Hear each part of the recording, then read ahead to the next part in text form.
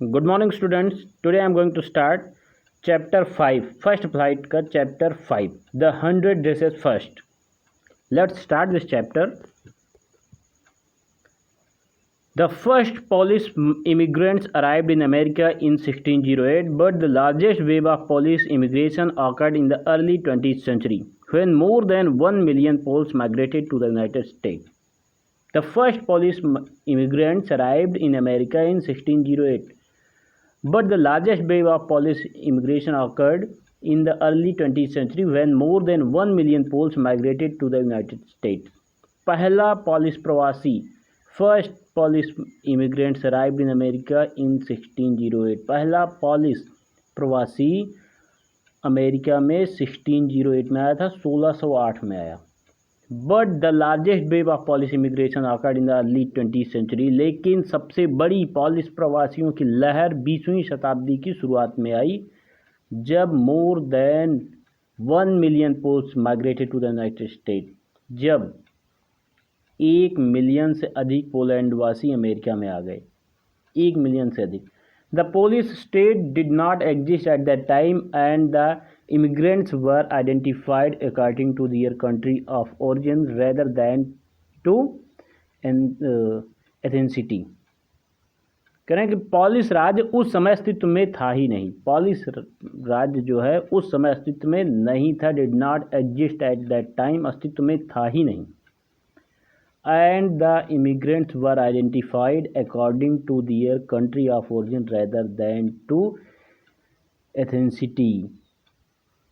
और प्रवासियों की पहचान उनकी जन्मभूमि से ना होकर उनकी नस्ल के आधार पर होती थी. They were identified as Russian Poles, German Poles and Austrian poles.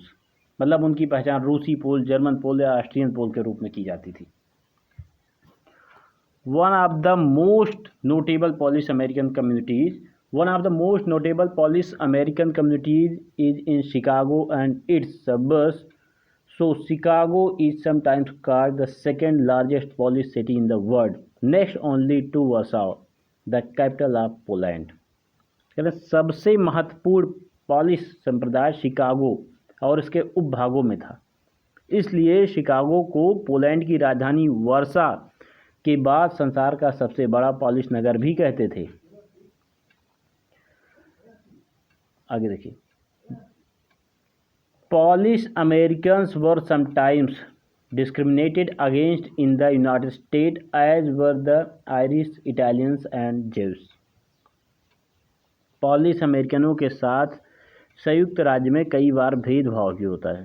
Discrimination, भेदभाव भी होता था. जिस तरह से ये आयरिश, इटालियन और यहूदियों के साथ होता था, वैसे ही इनके साथ भी होता था.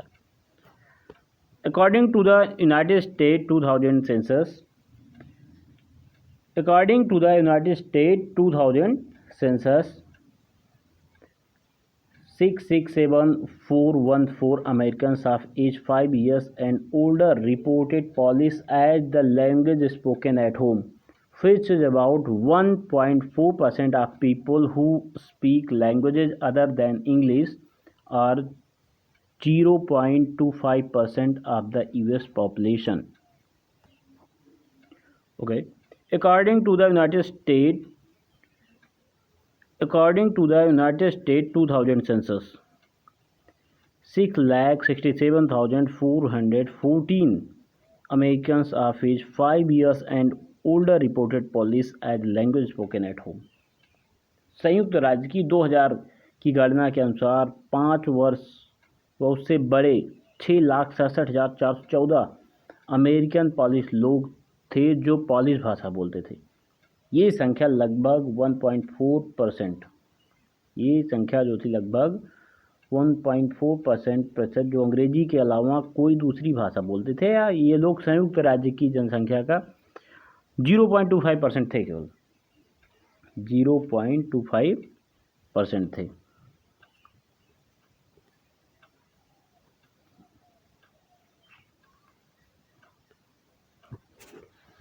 Okay. Today Monday, Wanda Petosonki was not in her seat. Today Monday, Vanda Petrosanki was not in her seat. But nobody, not even Peggy and Madeline, the girls who started all the fun, noticed her absence. Today, Monday, Vanda Petrosanki was not in her seat, but nobody, not even Peggy and Madeline, the girls who started all the fun, noticed her absence. आज सोमवार को Wanda पेट्रोसंकी अपनी seat पर नहीं थी, लेकिन किसी भी पेगी और मेंडलिन लड़कियां जो पूरा मजाक स्टार्ट की थीं, उन लोगों ने भी ध्यान नहीं दिया कि वो एब्सेंट है. Usually Wanda sat in the seat next to the last seat in the last row in room 13. प्रायः वेंडा कमरा नंबर 13 में आखिरी पंक्ति में खिड़की के पास बैठती थी. अक्सर यूजुअली वेंडा जो थी वो रूम नंबर 13 में आखिरी लाइन में खिड़की के पास बैठती थी, कॉर्नर में एकदम. She sat in the corner of the room where the rough boys who did not make good marks sat. वह कमरे में कोने में बैठती थी जहाँ लड़के बैठते थे जिनके अच्छे नंबर भी नहीं आते थे. वह कमरे में वहाँ बैठती थी जहाँ लड़के बैठते थे लगभग जिनके अच्छे नंबर नहीं. She sat in the corner of the room. वो कमरे के कोने में वहाँ बैठती थी जहाँ पर रफ बॉयज बैठते थे जिनके अच्छे नंबर भी नहीं आते थे. The corner of the room where there was most scuffling of feet. यह वह जगह थी जहाँ सबसे अधिक कदमों की आवाज़ आती थी, पैरों के सरकने की सबसे अधिक आवाज़ आती थी. सबसे अधिक वहाँ पर रोअर्स गर्जना होती थी, हंसी मजाक of laughter when anything funny was sad. Most roars of laughter when anything funny was sad. अगर कुछ भी फनी चीज़ बोली जाती थी तो वहीं सबसे ज़्यादा हंसी होती थी. And most mud and dirt on the floor. और वहीं सबसे ज़्यादा गंदगी भी रहती थी, कीचड़ और गंदगी वहीं पे रहती थी जहाँ वो बैठती थी. तो फिर से देख लो एक बार. कह रहे हैं कि आज मंडे को किसी ने भी ध्यान नहीं दिया. आज मंडे को वेंडा पेट्रोसंकी अपनी सीट पर नहीं थी. किसी ने भी, यहाँ की पेगी और मेंडलिन लड़कियाँ जो सारा मजाक शुरू करती थी, उन्होंने भी उसकी तरफ ध्यान नहीं दिया कि वो एब्सेंट है. और वेंडा अक्सर कमरा नंबर 13 में आखिरी पंक्ति में खिड़की के पास बैठती थी. वह कमरे में एक कोने में बैठती थी जहां लड़के बैठते थे जिनके अच्छे नंबर नहीं आते थे. यह वह जगह थी जहां सबसे अधिक कदमों की आवाज़ आती थी और सबसे अधिक हंसी की गर्जना. जब कोई मजाक में कुछ कहता था तो वहीं होती थी. और फर्श पर सबसे अधिक कीचड़ और गंदगी वहीं रहती थी. Wanda did not sit there because she was rough and noisy. Vanda did not sit there because she was rough and noisy. On the contrary, she was very quiet and rarely said anything at all. And nobody had ever heard her laugh out loud. Sometimes she twisted her mouth into a crude sort of smile, but that was all. Wanda वहाँ केवल इसलिए नहीं बैठती थी कि वह असभ्य और शोर करने वाली थी. Wanda did not sit there because she was rough and noisy. Wanda वहाँ सिर्फ इसलिए नहीं बैठती थी कि वह असभ्य आवाज़ करने और शोर करने वाली थी. ऑन द कंट्री, इसके विपरीत वह एकदम चुप रहने वाली लड़की थी. कभी कभार ही कुछ कहती थी, कभी कभार ही कुछ बोलती थी. Wanda did not sit there because she was rough and noisy. Wanda वहाँ सिर्फ इसलिए नहीं बैठती थी कि वो असभ्य थी, शोर करने वाली थी, बट इसके विपरीत वो एकदम चुप रहने वाली और कभी कभार ही कुछ कहती थी और किसी ने भी उसको जोर से हंसते हुए नहीं सुना था. Sometimes she twisted her mouth into a crooked sort of smile, but that was all. कई बार अपने मुंह को एक अजीब प्रकार की मुस्कुराहट के लिए सिकोड़ती थी, लेकिन बस इतना ही करती थी, बस और कुछ नहीं. Nobody knew exactly why Vanda sat in that seat. Nobody knew exactly why Vanda sat in that seat, unless it was because she came all the way from Boggins Heights and her feet were usually caked with dry mud. But no one really thought much about Vanda Petrosanki once she sat in the corner of the room. Nobody knew exactly why Vanda sat in that seat. कोई भी सही से नहीं जानता था कि Wanda उस seat पर क्यों बैठती थी. यदि वह बोगिन्स हाइट से चलकर, unless it was because she came all the way from Boggins height, यदि वह बोगिन्स हाइट से चलकर अपने पैरों में सूखा कीचड़ सने हुए नहीं आती. But no one really thought much about Wanda Petronski. लेकिन एक बार जब वो कमरे के कोने में बैठ जाती थी तो कोई भी वेंडा पेट्रोसंकी के बारे में नहीं सोचा था। Once she sat in the corner of the room. अगर कोई एक बार अपने कोने में, वहाँ रूम के कोने में बैठ जाती तो कोई उसके बारे में नहीं सोचता था। The time when they thought about Wanda was outside of the school hours. Wanda के बारे में स्कूल के बाहर के समय में ही सोचे थे। The time when they thought about Wanda was outside of school hours. Wanda के बारे में स्कूल के बाहर के समय में ही वे सोचते थे। At noon time when they were coming back to school और in the morning early before school began. या दोपहर के समय में जब वे वापस आ रहे थे, या सुबह के समय में जब स्कूल शुरू होता था। When groups of 2 or 3 or even more would be talking and laughing on their way to school yard।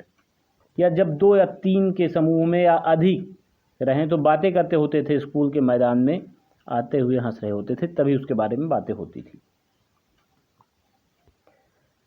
Then sometimes they waited for Vanda to have fun with her। Then sometimes they waited for Vanda to have fun with her। तब कई बार वे Wanda के साथ मजाक करने के लिए इंतजार कर रहे होते थे। The next day Tuesday Wanda was not in school either and nobody noticed her absence again. Next day, अगले दिन मंगलवार को, द नेक्स्ट डे ट्यूसडे मंगलवार को, Wanda was not in school either. Wanda उस दिन भी स्कूल में नहीं थी और किसी ने भी उसके एब्सेंस को नोटिस नहीं किया, उसके अनुपस्थिति के बारे में ध्यान नहीं दिया। मतलब एक बार फिर वो एब्सेंट थी और किसी ने ध्यान नहीं दिया। But on Wednesday Peggy and Maddie who sat down front with other children who got good marks and who didn't track in a whole lot of mud did notice that Wanda was not there. लेकिन बुधवार को Peggy और Maddie, जो अच्छे अंक लेने वालों के साथ सामने वाली पंक्ति में बैठती थी, जो सारे रास्ते कीचड़ से चलकर नहीं आते थे, उन लोगों ने भी ध्यान नहीं दिया कि वेंडा वहाँ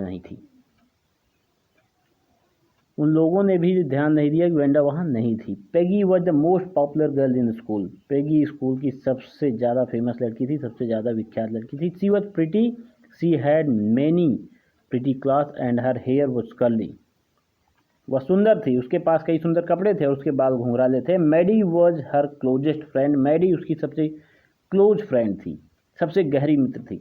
the reason Peggy and Maddie noticed Wanda's absence was because Wanda had made them late to school. Peggy और मैडी ने वेंडा की अनुपस्थिति पर ध्यान दिया क्योंकि वह उनको स्कूल में देरी करवा चुकी थी। मतलब ये लोग उसका वेट करने लगी, इसलिए इनको भी लेट हो गए। They had waited and waited for Venda to have some fun with her and she just had not come। उन लोगों ने वेंडा का इंतज़ार काफ़ी देर तक किया कि उसके साथ कुछ मजाक किया जाए, लेकिन वो आई ही नहीं। They often waited for Venda Petronki to have fun with her। वो अक्सर वेंडा पेट्रोसंकी के साथ मजाक करने के लिए उनका इंतज़ार करती थी। Okay student, today is good enough। We shall read next part in next day। Have a good day everyone।